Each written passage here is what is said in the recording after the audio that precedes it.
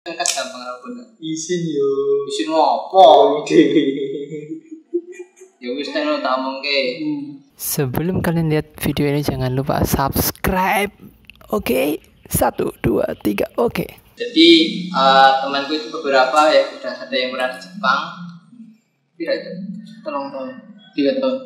Enggak, maksudnya ada berapa orang? Aku, kowe, Abdul, pokoknya banyak lah sekitaran 5 juga ada yang ke Jepang sehari. Dan ini salah satunya namanya Mas Yoga. Berapa tahun Mas di Jepang? 3 tahun. 3 tahun. Di sana kan? 3 tahun. Oh iya, oke. 3 tahun. Pengalamannya apa aja di sana? Kerjanya di mana Mas? Kerjanya Di Saitama. Saitama bagian pabrik apa? Pabrik percetakan Buku. Percetakan buku. Jadi cuma nyetak buku atau gimana? Dia nyetak buku apalagi. Oh, nyetak buku. Kertasnya nggak dicetak? Kertasnya beli. Nggak memproduksi. Jadi kertasnya beli terus dicetak jadi buku kayak gitu. Terus bayang ya.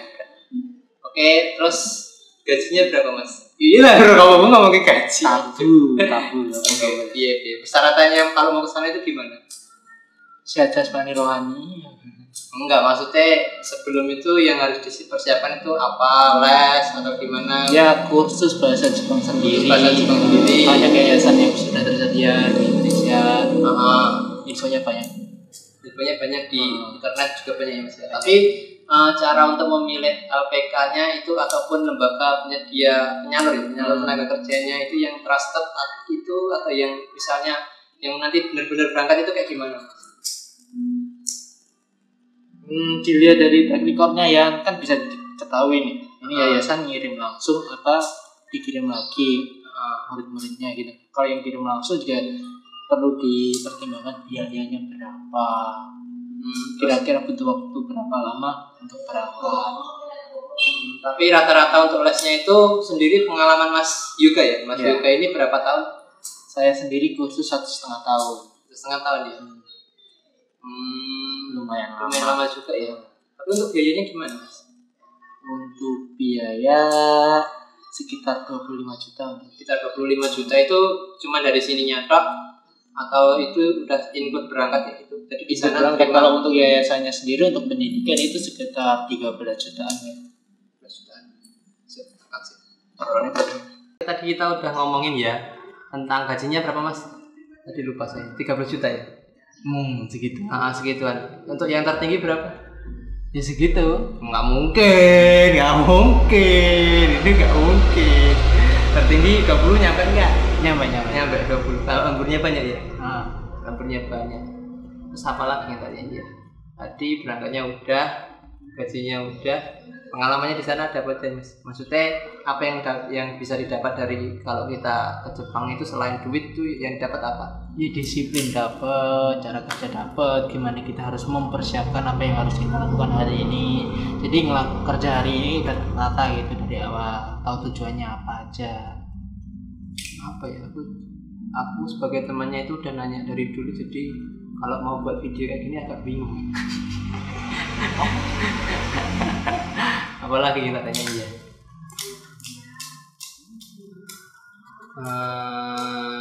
Udah pernah main kemana aja Mas? Main cuma sekitar Tokyo, nggak pernah jauh-jauh. Saitama itu tempatnya dekat Tokyo loh? Samping Tokyo langsung. Pernah ke Kyoto nggak? Ke Kyoto belum, jauh. Capek. Naik Shinkansen pernah nggak sih Mas? Belum. Males. Kere amat anjir. Temanku tuh pas kesana itu pernah naik Shinkansen sekitar 5 juta PP. Kalau nggak kemana itu mahal amat. Niigata ke Tokyo, ke Disneyland ini. Oh, ke Chiba. Gak tahu namanya apa. Pokoknya itu ke Disneyland Tokyo. Karena aku juga belum pernah ke sana. Ngirit.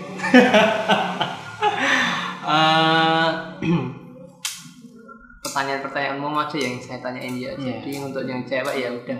Ya kayak rumor-rumor itulah pokoknya. Rumor apa? Rumor itu loh. Enggak pernah. Mahal. Boros mahal ya. Emang berapa? Enggak tahu. Enggak pernah nanya. Anjir. Untuk pengalaman itu yang dapat itu balik ke keberangkatan tadi ya Mas ya. Jadi kalau untuk mau berangkat itu kita harus kursus dulu selama kurang lebih 1,5 tahun. Itu paling lama atau paling cepat nih Mas? Tergantung orangnya sih Mas, tergantung gimana dia dapat jobnya juga, level bahasa dia juga. Minimal kalau mau berangkat itu untuk yang Kensusei ataupun peserta magang itu minimal level berapa ataupun N berapa gitu. Katanya kalau yang di Jepang itu kan N kan?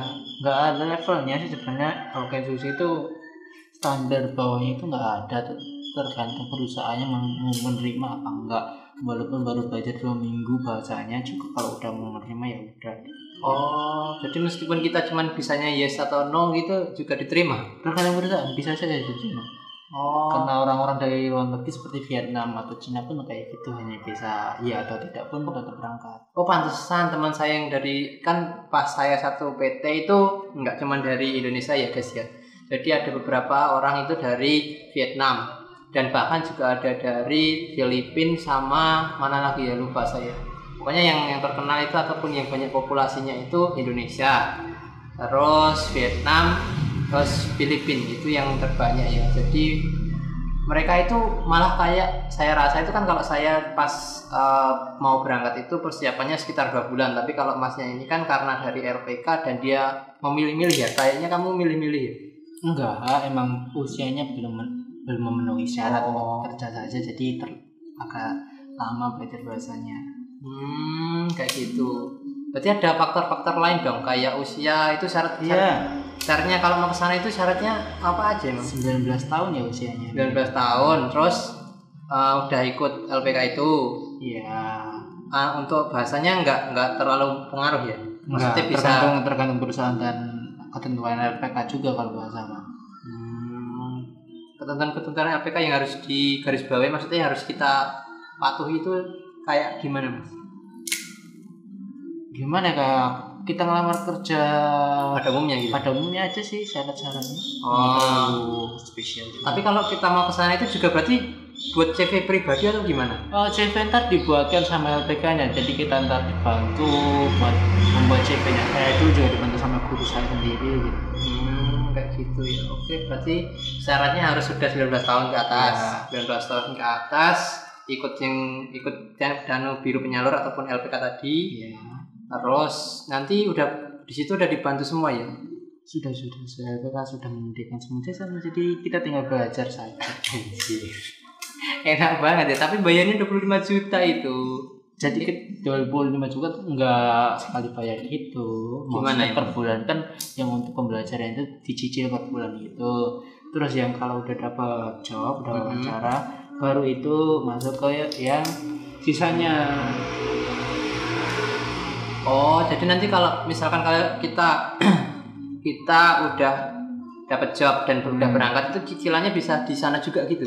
Enggak lah. Lah gimana? Berarti ya kita harus melunasi dulu kan cicilannya pas belajar itu. Belajar kan bayarnya di LPK saya sih 6 bulan. Enggak tahu kalau LPK lainnya. Berarti range ataupun senggang waktunya itu untuk melunasi 25 juta itu sekitar 6 sampai 1,5 tahun itu.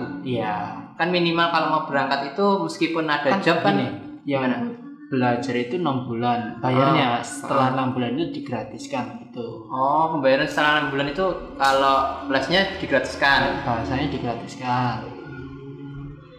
Tapi kalau udah dapet job ya bayar lagi yang itu, sisanya itu. Berarti sebelum berangkat itu harus udah 25 juta itu udah harus lunas gitu ya?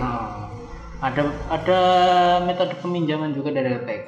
Gimana tuh yang metode peminjaman? Kurang paham ya, saya nggak pernah ngulik juga soalnya. Berarti berangkat udah lunas gitu ya? Iya. Anjir. Pasti termasuk sultan kan? Enggak.